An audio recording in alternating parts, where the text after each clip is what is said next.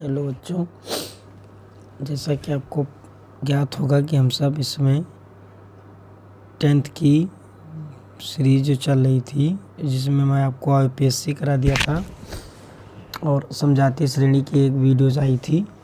आप उसकी तैयारी करते रहिए कंटिन्यू। आज हम आपके लिए लाए हैं यूपी बोर्ड में आने वाले 10 महत्वपूर्ण प्रश्न जो क्या होता है जब करके आते हैं। तो आज हम इन्हीं का डिस्कशन करेंगे। ये बहुत इम्पोर्टेंट क्वेश्चन है, हर बार ये एग्ज़ाम में आते हैं। ध्यान से इसको देखिएगा। यदि कोई आपका इशू हो या कोई आपको समस्या हो तो आप कमेंट ज़रूर करिएगा, जिससे मैं आपके समस्या को दूर कर सकूं। आप ये वीडियो अंत तक देखिएगा, इसकी बिल्कुल मत करिएगा, क्योंकि मात्र 10 क्वेश्चंस हैं जो आपको बोर्ड में मिलने वाले हैं। ये क्वेश्चंस मैक्सिमम नंबर में कैरीड होते हैं, 5 या 6 नंबर में आते हैं, तो इनको आराम से आप करिएगा। पहला क्वेश्चन देखो, कह रहा है कि चूनी के पानी में देर तक CO2 गैस प्रवाहित की जाती है। मतलब क्या होता है जब चूने के पानी में देर तक CO2 गैस प्रवाहित की जाती है।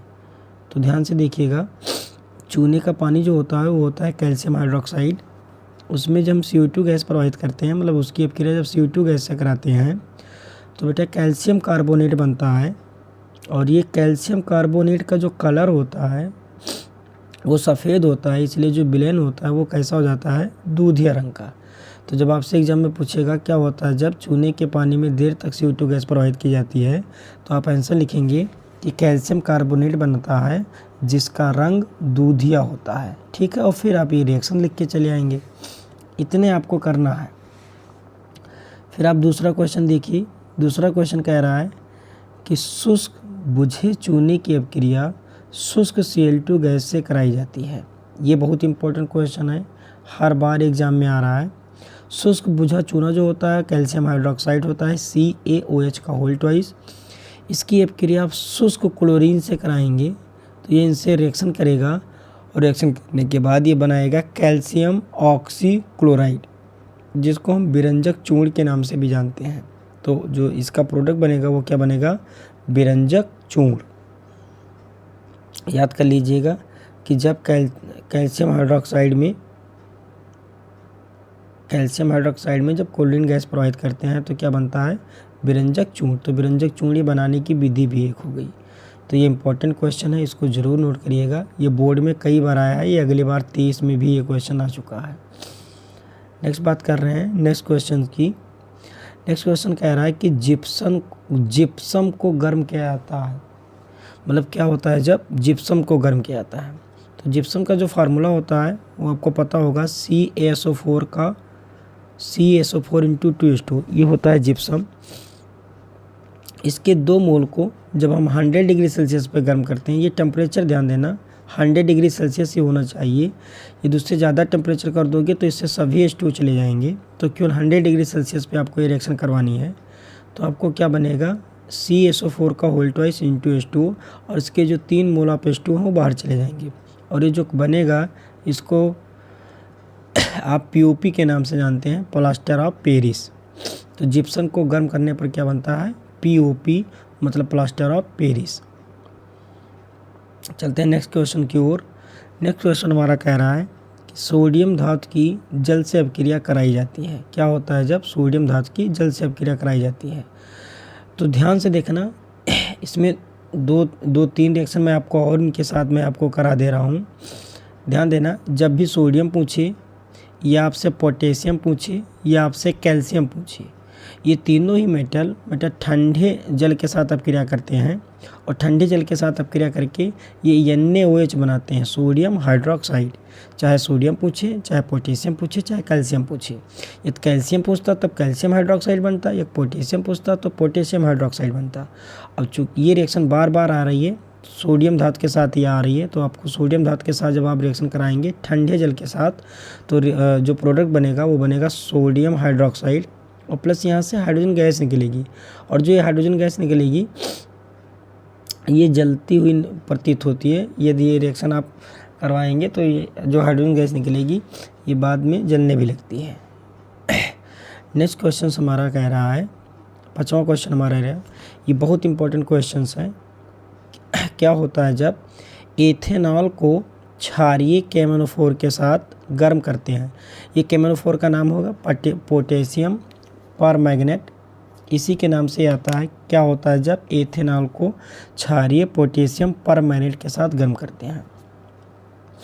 तो जो ये केमेनोफोर होता है ये ऑक्सीडाइजिंग एजेंट होता है, मतलब ये ऑक्सीडेशन कराता है। तो एथेनॉल क्या होता है? CH3CH2OH, जिसको हम सब सामान्य रूप से एथिल अल्कोहल के नाम से भी जानते हैं। इसका जब हम क्षारीय केमेनोफोर की उपस्थिति में ऑक्सीडेशन करते हैं तो ये केमेनोफोर 2 ऑक्सीजन नवजात ऑक्सीजन निकालेगा। एक ऑक्सीजन जाता है, इसका दोनों हाइड्रोजन निकालता है जहाँ से OH जुड़ा है और H2 बना लेता है, ये हमारा H2 बनेगा। और एक ऑक्सीजन जाके इसकी बैलेंसिंग करने के लिए डबल बॉन्ड से जुड़ जाता है इस कार्बन से, तो ये बन जाता है CH3 single bond C double bond O single bond OH, और इसका नाम क्या है? एथेनोइकम। तो जब एथेनॉल को क्षारीय केमेनोफोर के साथ गर्म करते हैं तो क्या बनता है? एथेनोइकम। नेक्स्ट क्वेश्चन की ओर चल रहे हैं। यदि इसी में एथेनॉल को यदि आप किसी दूसरे रिएजेंट के साथ यदि आप ऑक्सीडाइज कर रहे हो तो उससे पहले एल्डिहाइड बनता है, फिर वो एस्टिक अम्ल में या एथेनोइक अम्ल में परिवर्तित होता है। लेकिन तो जब आप क्षारीय केमेनोफोर के साथ करते हो तो वो एक ही बार में एथेनॉल को किस में कन्वर्ट कर देता है? एथेनोइक अम्ल में। तो ये प्रोडक्ट जरूर याद करके जाना, ये इंपॉर्टेंट क्वेश्चन था। दूसरा क्वेश्चन कह रहा है एथेनॉल को H2SO4 के अधिक में 160 डिग्री सेल्सियस से 170 डिग्री सेल्सियस तक गर्म करते हैं। ध्यान देना, ये रिएक्शन भी बहुत इंपॉर्टेंट रिएक्शन है। इस रिएक्शन को हम निर्जलीकरण अपक्रिया कहते हैं। ये हमारी निर्जलीकरण अपक्रिया है। इस रिएक्शन को हम निर्जलीकरण अपक्रिया कहते हैं। इस रिएक्शन में ये ध्यान देना है कि H2SO4 कह रहा है तो H2SO4 ना भी कहे, इसके स्थान पे वो कभी कभी आपको एल्यूमिना दे देता है Al2O3, इससे भी ये रिएक्शन होती है। तो ध्यान देना, इस रिएक्शन को ध्यान से समझना है। Al2O3 भी वो लगा सकता है आपको। तो जब हम इसके साथ गर्म करते हैं, टेम्परेचर भी ध्यान देना 160 से 170 डिग्री सेल्सियस पे, तो होता क्या है? ध्यान देना, जिस कार्बन से OH जुड़ा हुआ है उस कार्बन को अल्फा कार्बन बोलते हैं, और इसके जस्ट बगल वाला जो कार्बन होता है हमारा बीटा कार्बन होता है। तो अल्फा से OH चला जाता है और बीटा से H चला जाता है, और क्या बन जाता है? H2O, और इन दोनों के बीच में डबल बॉन्ड आ जाता है। तो ये बन जाता है हमारा product CH2 double bond CH2, जिसको हम एथीन बोलते हैं, या सामान्य रूप से इसका नाम एथिलीन होता है। तो ध्यान देना, इस रिएक्शन को निर्जलीकरण अपक्रिया बोलते हैं। ये एल्कोहल की निर्जलीकरण अपक्रिया होती है। तो एग्जाम में यदि आया है कि एल्कोहल की निर्जलीकरण अपक्रिया समझाइए, तो आपको कुछ नहीं करना है, क्यों लिखना है कि एथेनॉल को सांद्र H2SO4 के साथ या Al2O3 के साथ 160 से 170 डिग्री सेल्सियस तक गर्म करने पर एल्कीन बनता है, ठीक है, और यहाँ से जल निकलेगा, इसलिए इस रिएक्शन का नाम है निर्जलीकरण अपक्रिया। नेक्स्ट हम 7वें क्वेश्चन पे आ गए हैं। 7वां क्वेश्चन हमारा कह रहा है एसिटिक अम्ल सोडियम कार्बोनेट के साथ अपक्रिया करता है। क्या होता है जब एसिटिक अम्ल सोडियम कार्बोनेट के साथ अपक्रिया करता है? ये भी इंपॉर्टेंट रिएक्शन है, अम्ल से रिएक्शन आई है। तो एसिटिक अम्ल के हम 2 मोल ले लेते हैं। दोनों मोल एसिटिक अम्ल की अपक्रिया हम सोडियम कार्बोनेट से कराते हैं। सोडियम कार्बोनेट क्या होता है? Na2CO3। तो जब इनसे रिएक्शंस कराते हैं तो ये कार्बोक्सिलिक अम्ल, ये जो एथेनोइक अम्ल हम लिए हैं एसिटिक अम्ल, इससे CO2 निकल जाती है बाहर, और बैलेंस कर लेते हैं तो इससे H2 निकाल लेते हैं। और ये जो सोडियम है, दोनों सोडियम जाके, ये जो दोनों सोडियम है, ये दोनों सोडियम जाके इस एसिटिक अम्ल से रिएक्शन कर जाते हैं और बनता है sodium acetate CH3COONA, sodium acetate. तो ये ध्यान देना, इंपॉर्टेंट रिएक्शन है। दूसरा 8वां नंबर क्वेश्चन कह रहा है एथिल अल्कोहल सोडियम धातु के साथ अपक्रिया करता है। तो जब भी एथिल अल्कोहल सोडियम धातु के साथ करे या लिथियम धातु के साथ करे, या जितने भी सक्रिय धातु हैं जैसे लिथियम हुआ, सोडियम हुआ, पोटेशियम हुआ, इन सब के साथ जब भी रिएक्शन करता है तो हाइड्रोजन गैस लिबरेट करता है। ये ध्यान देना, वो उसको H2 निकालना ही निकालना है, वो हाइड्रोजन गैस लिबरेट करता है। हाइड्रोजन गैस वो निकालेगा, H2 हमेशा निकलेगी, तो H2 गैस आपको यहाँ से निकलेगी। अब H2 गैस निकालने के लिए इस एथिल अल्कोहल से आपको 2 हाइड्रोजन कम से कम होना चाहिए। तो 2 हाइड्रोजन कब होगा, ध्यान से देखिएगा, जब आप एथिल अल्कोहल के 2 मोल लेंगे। तो हम 2 मोल एथिल अल्कोहल या एथेनॉल की अभिक्रिया 2 मोल सोडियम से कराएंगे, तो दोनों मोल एथिल अल्कोहल से H और H ये दोनों निकल जाएंगे, तो H2 गैस निकलेगी और ये दोनों सोडियम जाके इनसे जुड़ जाएगा, तो बनेगा सोडियम एसीटेट। ये भी रिएक्शन आप याद करके जाना, ये भी रिएक्शन बार बार एग्जाम में पूछी जा रही है। नेक्स्ट हम चल रहे हैं, हमारा 9वां क्वेश्चन आ गया। 9वां क्वेश्चन हमारा कह रहा है कि एथिल एसीटेट NaOH के साथ अभिक्रिया करता है। ये जो एथिल एसीटेट होता है क्या होता है, CH3COO2H5 ये होता है हमारा एथिल एसीटेट, और एक टाइप का ये एस्टर होता है। क्या होता है ये एस्टर, एस्टर वो होते हैं जो बेटा सुगंधित होते हैं, तो एस्टर होता है। एस्टर की अभिक्रिया जब आप NaOH से कराते हो तो पहले बात तो ये NaOH जो है टूटता है Na प्लस में, OH माइनस में, इसका OH माइनस इसके C2H5 से जुड़ जाता है और बनता है C2H5OH, जिसको हम एथिल अल्कोहल या एथेनॉल कहते हैं। और ये Na जाके इनसे रिएक्शन करता है और बनता है सोडियम एथेनोएट, और इस अभिक्रिया को हम साबुनीकरण अभिक्रिया कहते हैं।